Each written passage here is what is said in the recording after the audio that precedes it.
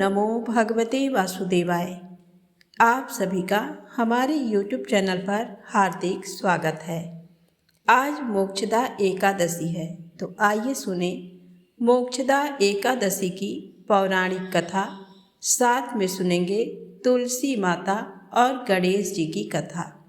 तो प्रेम से बोले श्री हरि विष्णु भगवान की जय हो, तुलसी माता की जय हो। युधिष्ठिर बोले, देव देवेश्वर, मैं पूछता हूँ, मार्गशीर्ष मास के शुक्ल पक्ष में जो एकादशी होती है उसका क्या नाम है, कौन सी विधि है तथा उसमें किस देवता का पूजन किया जाता है? हे स्वामी, ये सब यथार्थ रूप से बताइए। श्री कृष्ण ने कहा, नृप श्रेष्ठ, मार्गशीर्ष मास के शुक्ल पक्ष की एकादशी का वर्णन करता हूँ, ध्यान से सुनो। जिसके श्रवण मात्र से वाजपेय यज्ञ का फल मिलता है उसका नाम है मोक्षदा एकादशी, जो सब पाप का अपहरण करने वाली है। राजन, उस दिन यत्न पूर्वक तुलसी की मंजरी तथा धूप दीप आदि से भगवान दामोदर का पूजन करना चाहिए। पूर्वोक्त विधि से ही दशमी और एकादशी के नियम का पालन करना उचित है। मोक्षदा एकादशी बड़े बड़े पातकों का नाश करने वाली है। उस दिन रात्रि में मेरी प्रसन्नता के लिए नृत्य गीत और स्तुति के द्वारा जागरण करना चाहिए। जिसके पितर पाप बस नीच योनि में पड़े हों, वे इसका पुण्य दान करने से मोक्ष को प्राप्त होते हैं, इसमें तनिक भी संदेह नहीं है। पूर्व काल की बात है, वैष्णवों से विभूषित परम रमणीय चंपक नगर में बैखानस नामक राजा रहते थे। वे अपनी प्रजा का पुत्र की भांति पालन करते थे। इस प्रकार राज्य करते हुए राजा ने एक दिन रात को स्वप्न में अपने पितरों को नीच योनि में पड़ा हुआ देखा। उन सबको इस अवस्था में देखकर राजा के मन में बड़ा विस्मय हुआ और प्रातःकाल ब्राह्मणों से उन्होंने उस स्वप्न का सारा हाल कह सुनाया। राजा बोले, ब्राह्मणों, मैंने अपने पितरों को नरक में गिरा हुआ देखा है। वे बारंबार रोते हुए मुझसे यूं कह रहे थे कि तुम हमारे तनुज हो, इसलिए इस नरक समुद्र से हम लोगों का उद्धार करो। द्विजवरों, इस रूप में मुझे पितरों के दर्शन हुए हैं, इससे मुझे चैन नहीं मिलता। क्या करूं, कहाँ जाऊं? मेरा हृदय रूंधा जा रहा है। द्विजोत्तमों, वह व्रत, वह तप और वह योग जिससे मेरे पूर्वज तत्काल नरक से छुटकारा पा जाएं, बताने की कृपा करें। मुझ बलवान एवं साहसी पुत्र के जीते जी मेरे माता पिता घोर नरक में पड़े हुए हैं, अतः ऐसे पुत्र से क्या लाभ है? ब्राह्मण बोले, राजन, यहाँ से निकट ही पर्वत मुनि का महान आश्रम है। वे भूत और भविष्य के भी ज्ञाता हैं। नृप श्रेष्ठ, आप उन्हीं के पास चले जाइए। ब्राह्मणों की बात सुनकर महाराज बैखानस शीघ्र ही पर्वत मुनि के आश्रम पर गए और वहां उन मुनि श्रेष्ठ को देखकर उन्होंने दंडवत प्रणाम करके मुनि के चरणों का स्पर्श किया। मुनि ने भी राजा से राज्य के 7 अंगों की कुशल पूछी। राजा बोले, स्वामी, आपकी कृपा से मेरे राज्य के 7 अंग सकुशल हैं, किंतु मैंने स्वप्न में देखा है कि मेरे पितर नरक में पड़े हैं। अतः बताइए किस पुण्य के प्रभाव से उनका वहां से छुटकारा होगा। राजा की ये बात सुनकर मुनि श्रेष्ठ पर्वत एक मुहूर्त तक ध्यानस्थ रहे। इसके बाद वे राजा से बोले, महाराज, मार्गशीर्ष मास के शुक्ल पक्ष में जो मोक्षदा नाम की एकादशी होती है, तुम सब लोग उसका व्रत करो और उसका पुण्य अपने पितरों को दे डालो। उस पुण्य के प्रभाव से उनका नरक से उद्धार हो जाएगा। भगवान श्री कृष्ण कहते हैं, युधिष्ठिर, मुनि की ये बात सुनकर राजा पुनः अपने घर लौट आए। जब उत्तम मार्गशीर्ष मास आया तब राजा बैखानस ने मुनि के कथनानुसार मोक्षदा एकादशी का व्रत करके उसका पुण्य समस्त पितरों सहित पिता को दे दिया। पुण्य देते ही क्षण भर में आकाश से फूलों की वर्षा होने लगी। बैखानस के पिता पितरों सहित नरक से छुटकारा पा गए और आकाश में आकर राजा के प्रति ये पवित्र वचन बोले, बेटा तुम्हारा कल्याण हो। ये कहकर वे स्वर्ग में चले गए। राजन, जो इस प्रकार कल्याणमयी मोक्षदा एकादशी का व्रत करता है उसके पाप नष्ट हो जाते हैं और मरने के बाद वह मोक्ष प्राप्त कर लेता है। ये मोक्ष देने वाली मोक्षदा एकादशी मनुष्यों के लिए चिंतामणि के समान समस्त कामनाओं को पूर्ण करने वाली है। इस महात्म के पढ़ने और सुनने से वाजपेयी यज्ञ का फल मिलता है। तो प्रेम से बोलें, श्री हरि विष्णु भगवान की जय हो। अब आइए सुने तुलसी माता की संपूर्ण कथा। एक बार शिव ने अपने तेज को समुद्र में फेंक दिया था। उससे एक महातेजस्वी बालक ने जन्म लिया। ये बालक आगे चलकर जालंधर के नाम से पराक्रमी दैत्य राजा बना। इसकी राजधानी का नाम जालंधर नगरी था। दैत्यराज कालनेमी की कन्या वृंदा का विवाह जालंधर से हुआ। जालंधर महाराक्षस था। अपनी सत्ता के मद में चूर उसने माता लक्ष्मी को पाने की कामना से युद्ध किया, परंतु समुद्र से ही उत्पन्न होने के कारण माता लक्ष्मी ने उसे अपने भाई के रूप में स्वीकार किया। वहां से पराजित होकर वह देवी पार्वती को पाने की लालसा से कैलाश पर्वत पर गया। भगवान देवाधिदेव शिव का ही रूप धरकर माता पार्वती के समीप गया, परंतु माँ ने अपने योग बल से उसे तुरंत पहचान लिया तथा वहां से अंतर्ध्यान हो गई। देवी पार्वती ने क्रुद्ध होकर सारा वृत्तांत भगवान विष्णु को सुनाया। जालंधर की पत्नी वृंदा अत्यंत पतिव्रता स्त्री थी। उसी के पतिव्रत धर्म की शक्ति से जालंधर न तो मारा जाता था और न ही पराजित होता था। इसीलिए जालंधर का नाश करने के लिए वृंदा के पतिव्रत धर्म को भंग करना बहुत जरूरी था। इसी कारण भगवान विष्णु ऋषि का वेश धारण कर वन में जा पहुँचे, जहाँ वृंदा अकेली भ्रमण कर रही थी।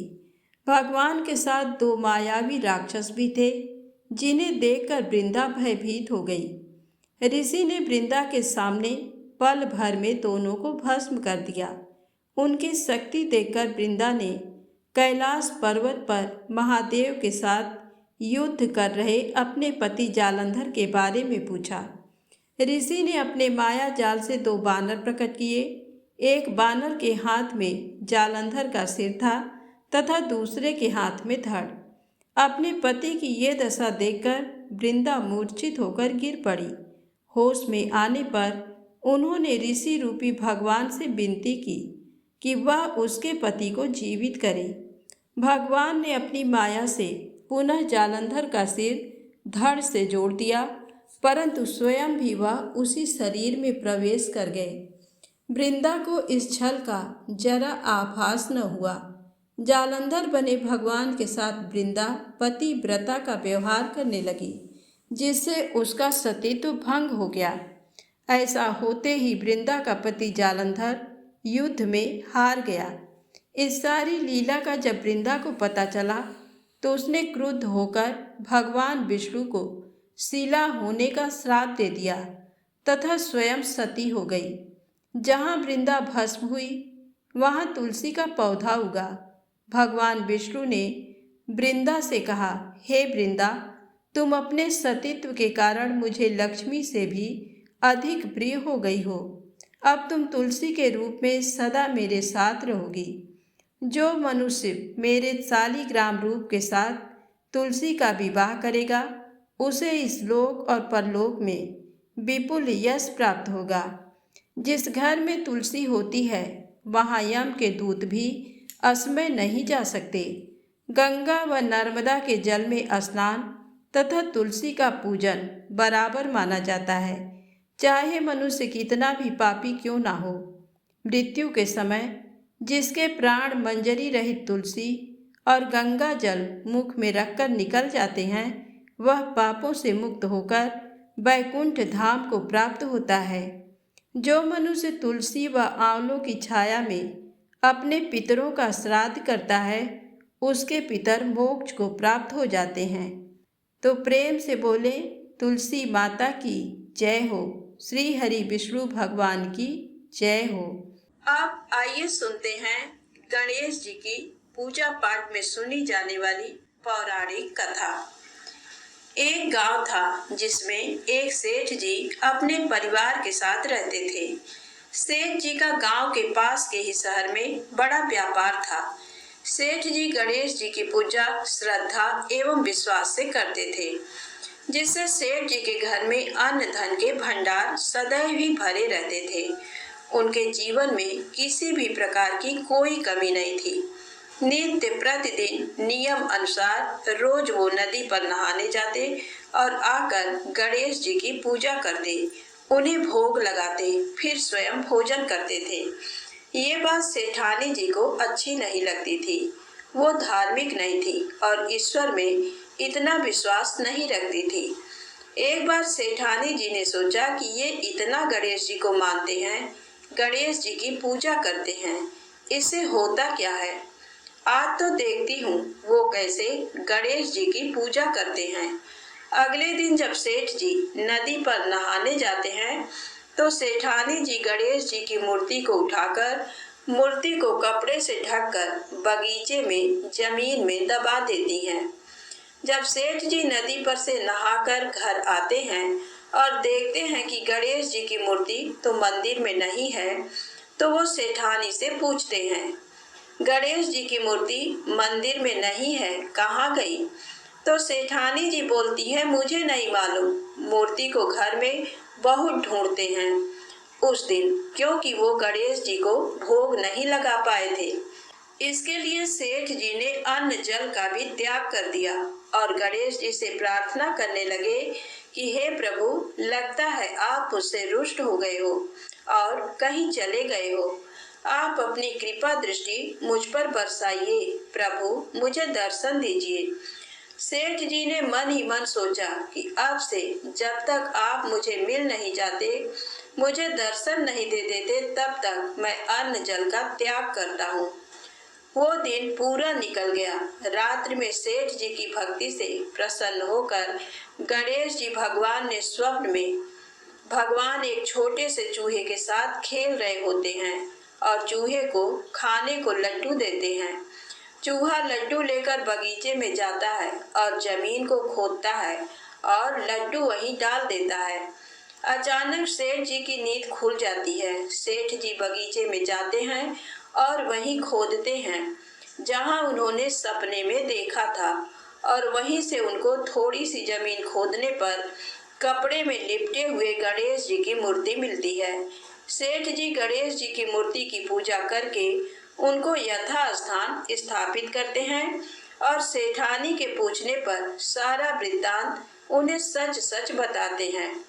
बात को जानकर सेठानी जी को आश्चर्य होता है और सेठानी जी मन ही मन श्रद्धा एवं विश्वास से गणेश जी भगवान की भक्त बन जाती हैं और सेठ जी से कहती हैं कि मुझसे बड़ा भारी अपराध हो गया है। अब हम दोनों पति पत्नी प्रेम सहित गणेश जी भगवान की आराधना करेंगे एवं उनकी पूजा में कभी कोई कमी नहीं आने देंगे। ये सुनकर सेठ जी अत्यधिक प्रसन्न हो जाते हैं और दोनों पति पत्नी गणेश जी भगवान को धन्यवाद करते हैं। अपनी अनुकंपा सेठ सेठानी के समान ही हम सभी पर बनाए रखना। कहानी सुनने वालों पर भी, कहानी कहने वालों पर भी सभी मनोकामनाएं पूर्ण करना। प्रेम से बोलो गणेश जी महाराज की जय हो। अब आइए सुने हर व्रत कथा में पढ़ी और सुनी जाने वाली लप्सी और तप्सी की कहानी। एक लपसी था, एक तपसी था। तपसी हमेशा भगवान की तपस्या में लीन रहता था। लपसी रोजाना 1.25 सेर की लापसी बनाकर भगवान को भोग लगाकर जीम लेता था। एक दिन दोनों लड़ने लगे। तपसी बोला, मैं रोज भगवान की तपस्या करता हूँ, इसलिए मैं बड़ा हूँ। लपसी बोला, मैं रोज भगवान को 1.25 सेर लपसी का भोग लगाता हूँ, इसलिए मैं बड़ा हूँ। नारद जी वहां से गुजर रहे थे। दोनों को लड़ता देखकर उनसे पूछा कि तुम क्यों लड़ रहे हो। तपसी ने खुद के बड़ा होने का कारण बताया और लपसी ने अपना कारण बताया। नारद जी बोले, तुम्हारा फैसला मैं कर दूंगा। दूसरे दिन लपसी और तपसी नहाकर अपनी रोज की भक्ति करने आए तो नारद जी ने छुपकर 1.25 करोड़ की एक एक अंगूठी उन दोनों के आगे रख दी। तपसी की नज़र जब अंगूठी पर पड़ी तो उसने चुपचाप अंगूठी उठाकर अपने नीचे दबा ली। लपसी की नज़र अंगूठी पर पड़ी लेकिन उसने ध्यान नहीं दिया। भगवान को भोग लगाकर लपसी खाने लगा। नारद जी सामने आए तो दोनों ने पूछा कि कौन बड़ा। तो नारद जी ने तपसी से खड़ा होने को कहा। वो खड़ा हुआ तो उसके नीचे दबी अंगूठी दिखाई पड़ी। नारद जी ने तपसी से कहा, तपस्या करने के बाद भी तुम्हारी चोरी करने की आदत नहीं गई, इसलिए लपसी बड़ा है और तुम्हें तुम्हारी तपस्या का कोई फल भी नहीं मिलेगा। तपसी शर्मिंदा होकर माफी मांगने लगा। उसने नारद जी से पूछा, मुझे मेरी तपस्या का फल कैसे मिलेगा। नारद जी ने कहा, यदि कोई गाय और कुत्ते की रोटी नहीं बनाएगा तो फल तुझे मिलेगा। यदि कोई ब्राह्मण को भोजन करवाकर दक्षिणा नहीं देगा तो फल तुझे मिलेगा। यदि कोई साड़ी के साथ ब्लाउज नहीं देगा तो फल तुझे मिलेगा। यदि कोई दिए से दिया जलाएगा तो फल तुझे मिलेगा। यदि कोई सारी कहानी सुने लेकिन तुम्हारी कहानी नहीं सुने तो फल तुझे मिलेगा। उसी दिन से हर व्रत कथा कहानी के साथ लपसी तपसी की कहानी भी सुनी और कही जाती है। तो प्रेम से बोले, राधे राधे, जय श्री कृष्णा। यदि आपको कथाएं अच्छी लगी हों तो प्लीज़ लाइक अवश्य करें, चैनल को सब्सक्राइब करें, ज़्यादा से ज़्यादा शेयर करें। जय माता दी, जय भोलेनाथ।